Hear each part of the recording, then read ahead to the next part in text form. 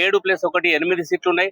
మరి ఇట్లాంటి పరిస్థితులలో కూడా మరి కేతన్పల్లి మున్సిపాలిటీని కైవసం చేసుకోవాలనేటటువంటి ఒక దురుద్దేశంతోనే మరి అక్కడ జరిగినటువంటి అన్యాయాలు అక్రమాలు అందరూ కూడా గత 4 రోజుల నుంచి కూడా ప్రజలు చూస్తా ఉన్నారు. మరి 16వ తారీఖు మరి చైర్మన్ వైస్ చైర్మన్ ఎలక్షన్ రోజు ఏదైతే బీఆర్ఎస్ సిపిఐ కౌన్సిల్ 14 మంది ఉన్నారో వాళ్ళని పోకుండా 2 కిలోమీటర్ల ముందు నుంచే వాళ్ళని పోనీయకుండా చెక్ పోస్ట్ పెట్టి ఆపేయడం జరిగింది. మరి మొదటి రోజు అక్కడికి చేరుకోవడానికే మాకు 12:30 మా కౌన్సిల్ 12:30 1 గంట అయిందని చెప్పి టైం అయిపోయిందని చెప్పి మరి వాళ్ళు పోస్ట్ పోన్ చేయడం జరిగింది.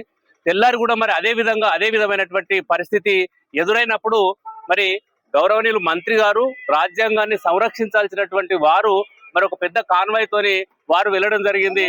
మరి మా గౌరవ మాజీ ఎమ్మెల్యే మాజీ ప్రభుత్వ విప్పు బాల్క సుమన్ గారు వెళ్తా అంటే అదే విధంగా ఆసిఫాబాద్ ఎమ్మెల్యే మరి కేతన్పల్లి మున్సిపల్ ఎలక్షన్ ఇన్ఛార్జ్ గా వచ్చినటువంటి వారిని కూడా పంపించకుండా 2 కిలోమీటర్ల ముందే మరి వారిని ఆపివేయడం జరిగింది.